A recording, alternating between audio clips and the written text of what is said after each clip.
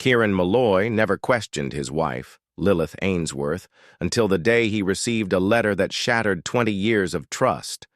The woman he had built his life with was not who she claimed to be. Hidden beneath carefully constructed lies was a secret so shocking that it would drive Kieran to commit an irreversible act of violence. By the time the truth came to light, blood had already been spilled and there was no turning back. Kieran Malloy never thought of himself as a lucky man, but when he met Lillith Ainsworth, he began to believe that maybe, just maybe, fate had done him a favor. It was a chance encounter on a rainy afternoon, a meeting that felt like something out of a storybook. She was sitting alone in a booth at a small-town diner, stirring a cup of coffee with a faraway look in her eyes. Kieran, soaked from the downpour outside, took the seat across from her when the waitress, who knew him well, motioned that it was the last available spot. Lillith barely looked up at first, but when she finally met his gaze, there was something about her, something that made him forget about the wet clothes clinging to his skin or the cold creeping into his bones. She had an elegance to her, a quiet presence that made everything around her seem more refined, more mysterious. Kieran, a simple man with calloused hands and a straightforward mind, felt drawn to her in a way he couldn't explain. She was different from the women in their small Missouri town. She spoke little about herself, but the way she carried herself suggested a past she had chosen to leave behind. There were no family photos in her wallet, no stories of childhood mischief or high school memories. She told him she had come from another state, a fresh start after losing her parents in a car accident. Kieran, who had lost his own mother young, felt an immediate connection. Their relationship progressed naturally. There were no grand gestures, no whirlwind romance, just steady companionship that grew into something solid. Within a year, they were married in a quiet ceremony at the county courthouse. Lillith wore a simple white dress and a pearl necklace, her hair swept into an elegant bun. She looked radiant, but there was always something guarded about her, as if a part of her remained just out of reach. Kieran never questioned it. Some people had their scars, and he had never been the type to pry. Life with Lillith was peaceful. Kieran worked long hours at the auto shop, coming home to the smell of home-cooked meals and the soft hum of an old radio playing in the background.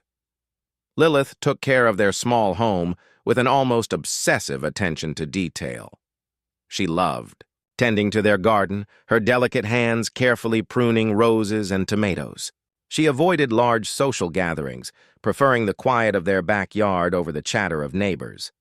Kieran didn't mind. He was never much for crowds either. The only thing that ever seemed unusual was how little she spoke about her past. Whenever conversations with friends or neighbors turned to childhood memories, Lillith would gracefully steer the topic elsewhere. She never mentioned old friends, never received letters or phone calls from relatives. Kieran sometimes wondered if she had anyone at all. He once asked if she wanted to track down distant cousins or reconnect with people from her past, but she just smiled and said, "I have everything I need right here." There were other small things, nothing alarming on their own, but enough to notice over time. Lillith never went to the doctor, even when she had a terrible flu that left her bedridden for a week. She insisted she was fine, that she didn't trust doctors, and that it was nothing a little rest couldn't fix. Kieran figured some people just didn't like hospitals. He didn't press her on it. Their life continued year after year in quiet contentment. They celebrated anniversaries with home-cooked meals instead of grand vacations. They never had children, something Lillith had said she wasn't ready for, and over time, Kieran stopped asking. He was happy enough with the life they had built together. Then, on their 20th anniversary, a letter arrived in their mailbox. It had no return address, no signature, just a single page with a message that made Kieran's blood run cold. "Your wife is not who she says she is. You've been living a lie for 20 years. Kieran sat at the kitchen table, staring at the letter in his hands. The words on the page were simple, yet they carried a weight that pressed against his chest like a tightening vice. He read them over and over, his mind refusing to make sense of them. He glanced toward the living room where Lillith sat on the couch, flipping through a book as if nothing in the world had changed. For a long time, he told himself it was a prank, some cruel joke from a stranger or maybe a mistake. People got letters meant for someone else all the time. But then doubt crept in, subtle at first, like a shadow stretching across the floor at sunset. He had never questioned Lillith before, but now everything felt different. He couldn't shake the feeling that there was something hidden just beneath the surface, something he had failed to see for 2 whole decades. He tried to ignore it at first. He tucked the letter into the back of his dresser drawer and convinced himself that it was nonsense. But the words wouldn't leave his mind. At work, he found himself making mistakes, his hands unsteady as he worked on engines that he could usually fix in his sleep. At home, he found himself watching Lillith more closely, noticing things he had always overlooked. The way she flinched ever so slightly when he asked about her past. The way she always seemed to dodge questions about old friends or family. The way she never left paperwork lying around, keeping everything locked away in a small metal filing cabinet in the bedroom. Curiosity turned into obsession. One night, while Lillith was in the garden trimming roses, Kieran unlocked the cabinet. Inside were tax returns, house deeds, and old receipts, nothing out of the ordinary. But there was no birth certificate, no social security card, no medical records. It was as if her life before meeting him had been carefully erased. He started, searching everywhere, their bedroom, the attic, even the shed out back. If she had nothing to hide, why was there no trace of her life before him? Days passed, and Kieran found himself spiraling deeper into paranoia. He became more distant, more withdrawn, until Lillith finally noticed. She asked him what was wrong, and for the first time in their marriage, he lied to her. He told her he was just stressed from work. He told her everything was fine. But in reality, he had already decided that he needed answers no matter what it took to find them. It was in the attic, buried beneath old clothes and forgotten Christmas decorations, that he found the suitcase. It was locked, but the key was taped to the bottom of a wooden shelf, as if someone had wanted to make sure it stayed hidden. His hands trembled as he flipped it open. Inside was a neatly folded collection of documents, yellowed with age. He picked up the first one, a birth certificate. But the name on it wasn't Lillith Ainsworth. It was Logan Ainsworth. His pulse pounded in his ears as he flipped through the rest of the papers. There were medical records from over 20 years ago, legal documents, old photographs of a person who looked like Lillith but wasn't quite the same. And then he saw it. Proof of gender reassignment surgery, the final piece of a puzzle he hadn't even known he was solving. He dropped the papers as if they had burned him. The room felt smaller, the walls closing in. Lillith, his wife, the woman he had loved for 20 years, had once been someone else entirely. She had lived an entire life before him, a life she had never spoken of. Kieran sat there for what felt like hours, staring at the evidence of a truth he never could have imagined. The letter had been right. His wife wasn't who she claimed to be. And now he had no idea what he was supposed to do. Kieran sat in the attic, his breath shallow, his hands shaking as he tried to process what he had just uncovered. The suitcase lay open before him, its contents scattered like broken pieces of the life he thought he knew. The name Logan Ainsworth stared back at him from every document, every faded photograph, every medical record. His wife, Lillith, had once been someone else. Someone he had never known. For 20 years, he had loved her, trusted her, built a life with her. And all that time, she had kept this secret buried beneath layers of lies. His mind raced through memories, searching for signs, for moments when he should have noticed something was off.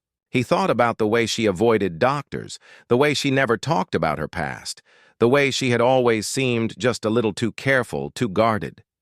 Had she ever really loved him? Or had their entire marriage been built on deception? Kieran's stomach churned as he picked up an old photograph from the suitcase. It showed a young man with sharp features, the same piercing eyes Lillith had. The resemblance was undeniable, but the person in the picture wasn't her. It was Logan.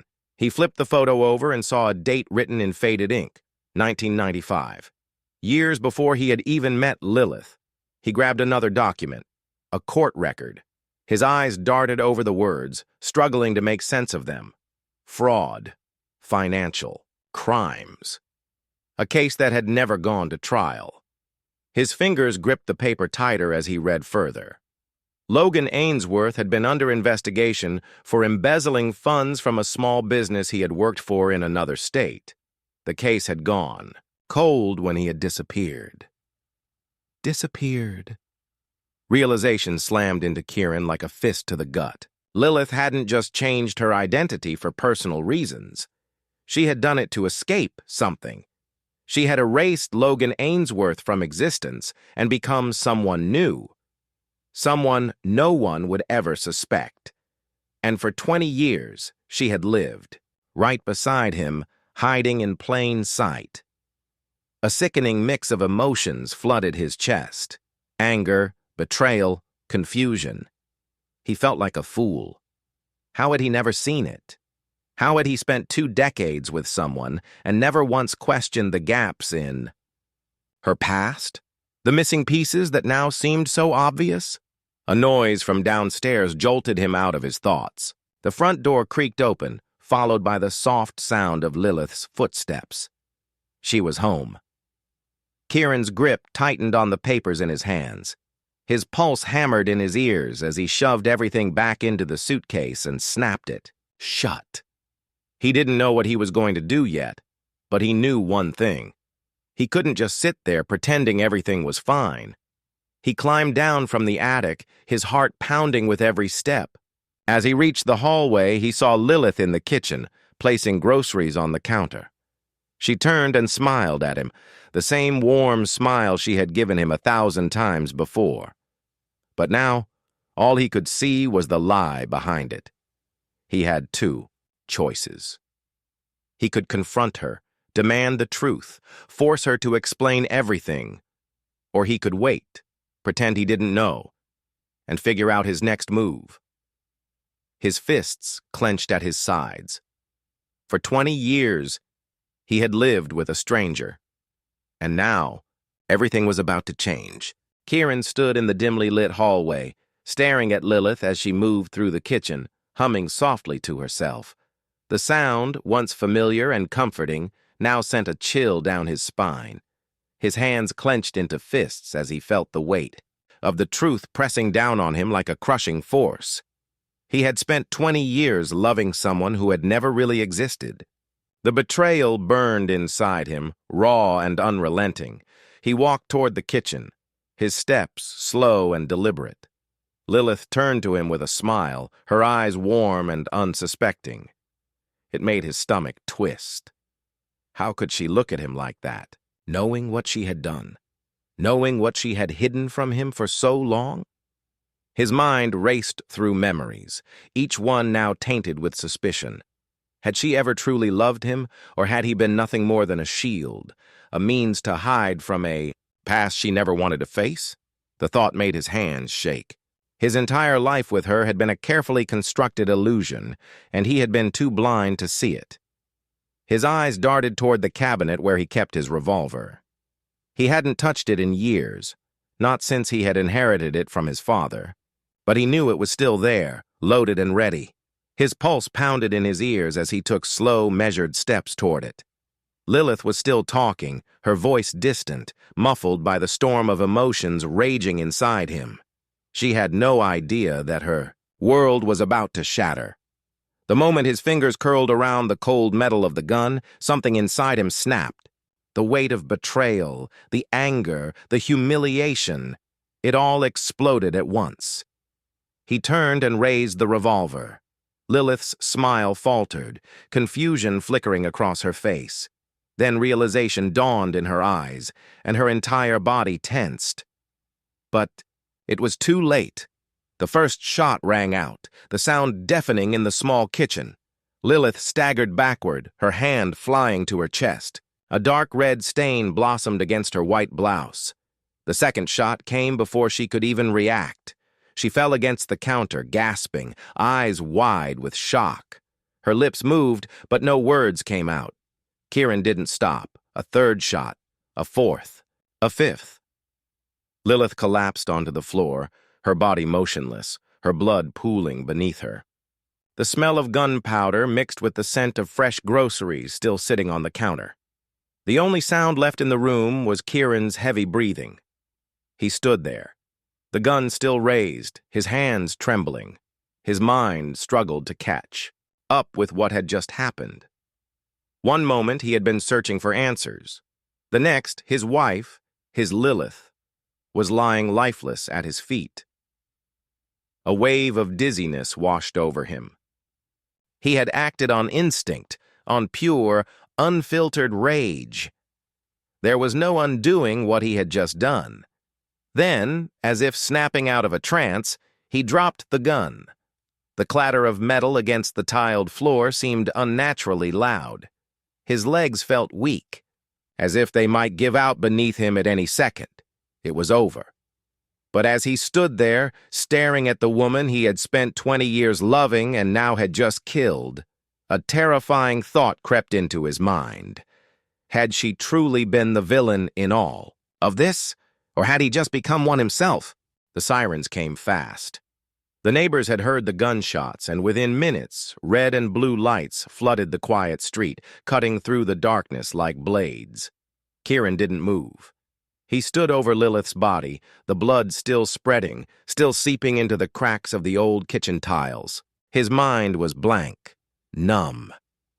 He had imagined this moment 1,000 different ways since reading that letter, but he had never truly believed it would end like this.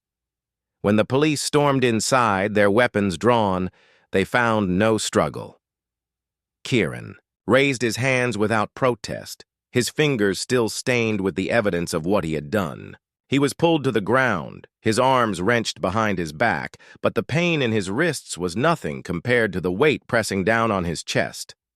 The handcuffs locked around him with a finality that sent a chill down his spine. They asked him questions, but his lips barely moved. His voice was hollow when he finally spoke. "I didn't know," he muttered. "I didn't know who she was." It was the only answer he could manage. The next hours blurred together in a haze of flashing cameras, murmured voices, and the cold sterility of the police station. He sat in an interrogation room staring at the wall, barely hearing the detectives, as they pressed him for answers. He told them about the letter, about the suitcase, about the name Logan Ainsworth. He told them about the deception, the lies, the betrayal, but the truth was far more complicated than he had imagined. As the investigation unfolded, so did the layers of the past that Lillith had fought so hard to bury. The documents in the suitcase had been only part of the story. Lillith, Logan, had not just been running from a financial scandal. There were deeper secrets, ones that even Kieran had not uncovered. Before she had met him, Logan Ainsworth had been under suspicion for a massive fraud scheme that had left dozens of victims bankrupt. A high-profile case, one that had never gone to trial because the suspect had vanished without a trace. Lillith had done more than just disappear. She had erased herself completely. A new identity, a new life, a perfect disguise. And Kieran had unknowingly been part of it. But then came the question no one could answer. Who had sent the letter? The police tracked it back to a private investigator, someone who had been following Logan Ainsworth's trail for decades. The letter had not been sent out of malice, but as a final warning. Someone, somewhere, had finally found her, and now she was dead. The case made headlines across the country. Kieran was painted as the betrayed husband, the man who had been tricked for 20 years. Some saw him as a victim, a man whose entire life had been built on a lie. Others saw him as a murderer, someone who had let rage consume him until there was no turning back. At his trial, the courtroom was packed. Reporters jotted down every detail, spectators whispered in hushed voices, and legal experts debated whether his crime was one of passion or cold-blooded execution. The prosecution argued that no matter the betrayal, Lillith had not deserved to die. The defense painted Kieran as a man who had been psychologically shattered by the truth, acting in a moment of uncontrollable grief and anger. The jury deliberated for days before delivering their verdict. Kieran Malloy was found guilty of second-degree murder. The sentence was long, but it hardly mattered. As he sat in his cell, staring at the gray walls that would surround him for the rest of his life, he couldn't help but think about Lillith, about the life they had built, the love they had shared, the 20 years that had felt so real, only to be exposed as something else entirely. But the worst part was knowing that if he had never received that letter, he never would have questioned any of it, and maybe, just maybe, that would have been better.